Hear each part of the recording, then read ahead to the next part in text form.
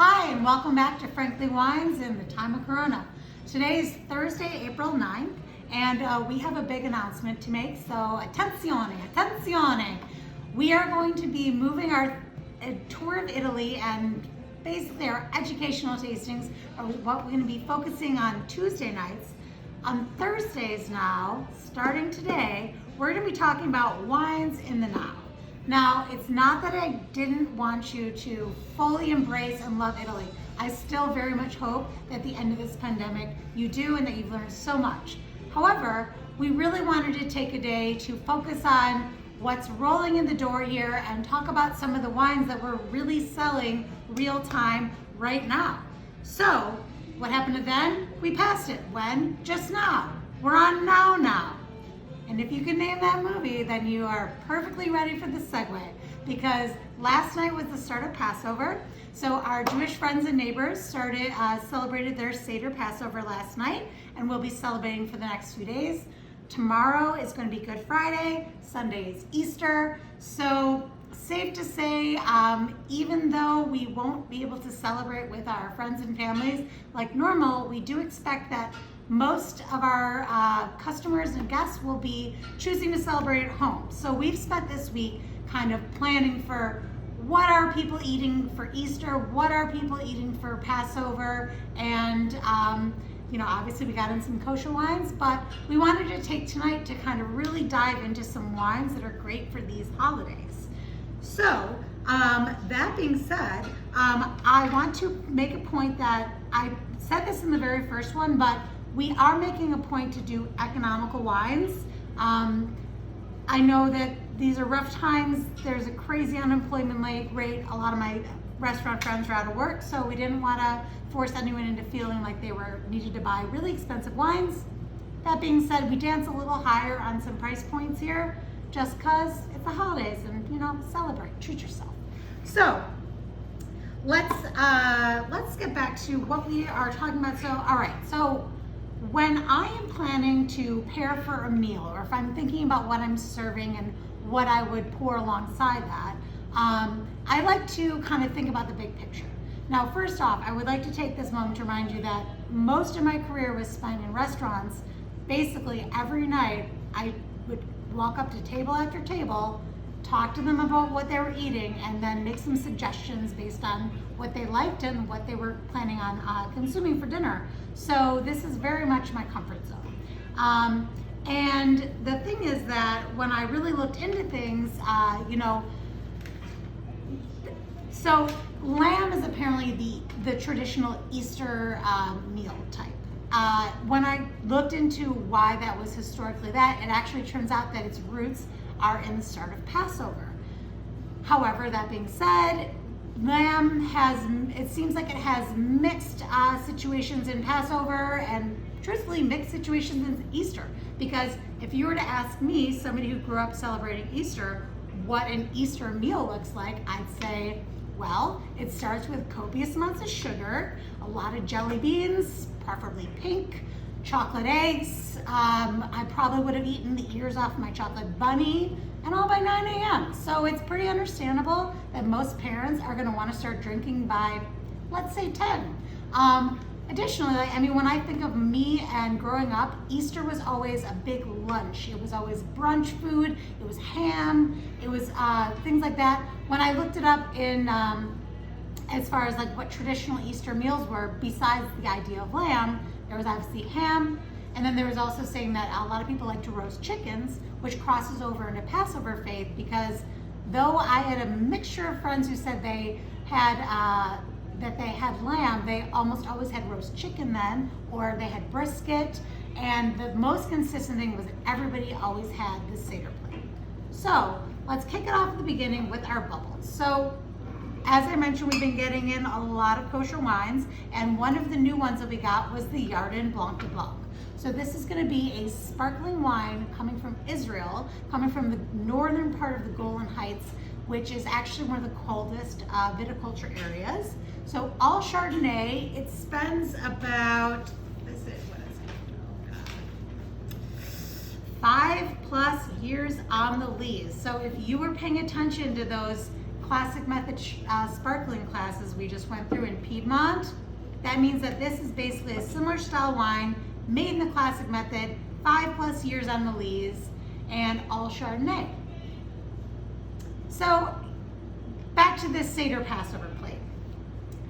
Now, first off, the most common pairing for Passover is going to be matzah. The story of the history of Passover goes that as the Jewish people were fleeing Israel because they'd been slaves there and they were finally allowed to leave, they didn't have enough time to wait for their bread to rise. So they could only leave with unleavened bread, and therefore they always celebrate the holiday by only having unleavened bread. So a very common thing besides just straight up matzah, which, let's be honest, the pairing for matzah is anything liquid because it's like you're eating cardboard. However, there's a much more delicious way to have matzah, and that's matzo ball soup. And almost any person's gonna have that with Seder Passover. You're also, chances are, gonna have some gefilte fish, which I understand is to be quite mild, but with a bit of grated horseradish on top, which really pops that. Also, it seems like people will have their some sort of a potato dipped in salt. Pardon me, I'm again not Jewish. I clearly was raised eating chocolate bunnies. But then otherwise they will also have the soup, potatoes and salt, and the bitter herbs. So we wanted to go with some whites and some sparklings that could definitely work to that, because to me, that says white or sparkling. The Yarden is a really nice option.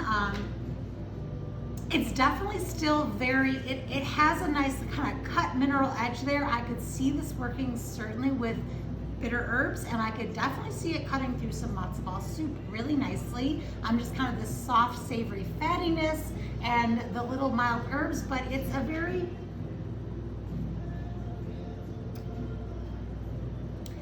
elegant and easy. I wouldn't say it's a super small type bubble, but you know what? If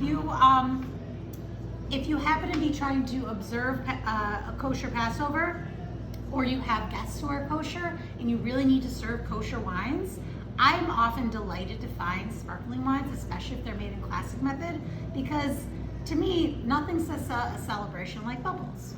So on that note, I did want to kind of point out something. So, you know, it's Easter, it's 10 a.m. Your kids have eaten 5 pounds of sugar and they're bouncing off the walls, and you're ready for a drink, and you're only about to put brunch on the table. I like bubbles, as it's kind of been clear. This is going to be a Blanc de Blanc, a Cremant from Burgundy. So this is mainly Chardonnay, a very small amount of Aligoté. Truthfully, it's about 80-20, but this is Périgord. This is, I think, just one of the most easy drinking. Again, you don't feel bad. It's 11 a.m. You want to pop a little Blanc de Blanc from Burgundy? Go for it. You get much more kind of like soft creme brulee, toasty brioche nose here, but it's really just a very easy drinking, unapologetic, nice value in the world of drinking something that feels a little bit like champagne, and it's basically the non-kosher version of what you can feel good about drinking all day. But moving on to whites. So we talked about a lot of different Seder dishes, things that to me scream white wine. I'm thinking matzo ball, I'm thinking greens, thinking potatoes. All those things say white wine to me. So we had 2 different whites that we picked. One was really more of a meal white, and the other is more of our value. You just need to drink something because your children are running around on sugar rushes and you need to cook with it, you need to do everything. So the other one that we picked was the brand Weissburgunder. I'll start with the brand Weissburgunder because we're not gonna taste that yet, and I still gotta finish my bubbles. But this is from the northern part of the Pfalz. It's 2 brothers make this wine. It is a liter, so you get an extra third of a bottle, and it's $19 on the shelf. So if you're looking for a great, crisp, easy, economic white to be able to drink while you're cooking food all day on Easter, or while you're, just to keep around, and you can definitely go for the Weissburgunder. Very kind of green apple, white peach, little pear, zippy, bright, The northern part of the falls where these guys are is a much cooler area and it's more agriculture driven. So it's really, that's hence part of the reason why it's such a value and just a good wine to keep around the house. And also, I mean, I fully admit, we are being steered by the label here because it's just so cute and it just looks like spring and it makes me think of these tulips. And so it's a nice value if you were having an Easter brunch, if you were having people over, you might have a party with this because it's a good value, but hey, you can also drink yourself and no judgment. However, we went with a little bit more of a richer white for the food. Now, I'm not only thinking about the fact that you might be having, if it was Easter, ham or some other brunch items, or perhaps you're roasting a chicken, or if this is going to be Seder and you're going to be doing chicken or matzo ball or the very kind of mild gefilte fish, you can do the Molyneux. It's the Old Vine Swartland White. So this is going to be a mixture of plots throughout the Swartland in South Africa. It's predominantly Chenin Blanc, 65%. It has some Grenache Blanc, some Claret, and as well as some Viognier, and just a drop of Semillon Gris. It does ferment in oak, and it ages an additional 11 months in 4 to 5 year old barrels. But this is just a really gorgeous white wine. It's got a little more texture. It has this beautiful herbaceousness to it, which again is kind of like in this soft, like baked pear fruit. Little citrus, like just such a really, really excellent culinary wine that when I was standing looking at our white selections thinking, what would I drink with Easter? This was the thing that jumped out at me. Now this is a little pricier. It's $34 on the shelf, but I mean, compared to what you might have spent going out to a restaurant, that's quite inexpensive. And honestly, this wine is just absolutely gorgeous. It has such nice softness, not too hard of acidity. So again, if you have a variety of people, if you don't want this crazy high acid of this stainless steel Weissburgunder, the Molyneux speaks to a Burgundy drinker. It speaks to somebody who doesn't want, it's very encompassing and really just the texture does it. And I honestly think they do such a great job with Chenin Blanc down here. Oftentimes I feel Loire Valley Chenins need food. I wouldn't even need food for this. I could just drink this all on its own, but it would be great with some matzo ball or grilled chicken, whatnot. Okay, so now to our big lamb quest. And again, lamb or non-lamb quest. You could be drinking, or you could be eating lamb, you could be eating brisket, you could be making steaks, who knows? When you say lamb, I say Syrah. So we decided to do a little bit more off the beaten track Syrah. This is actually a Swiss Syrah. This is coming from Vallée. This is the Famille Velos, the Caloz Syrah, excuse me. This is coming from Vallée, so this is going to be kind of, the vineyard is like a little bit more of a hot pocket. I was blinded on this wine a few months ago, and initially I thought, I'm like, this is Côte Rôtie. This has got to be, but there was just something about it. It just seemed a little bit more perky and bright on it, and there was something about it. I'm like, no, it drinks like Côte Rôtie, but not. So Côte Rôtie, if you're unfamiliar, is the very, very top of the northern Rhone. It means the roasted slope. And it tends to make these very savory, gamey, but like cut Syrahs. And this has got a lot of that going on as well.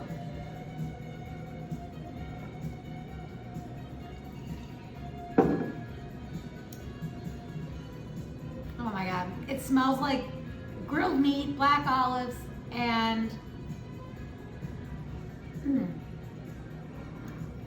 it's so pretty though. It's super, super light. All right, we're almost out of time, but the other one that I picked was a little bit more value. So this is $48 on the shelf. This is gonna be the Tim Smith GSM So it's mainly Mataro, Mourvedre, and then you also have Grenache and Syrah. This is coming from the Barossa Valley in Australia, and there's awesome, great, beautiful like eucalyptus and mint notes here, which perfectly would match with lamb. This is 28, so a little better deal, and just another great option. So we'll see you on Tuesday to keep talking Italy.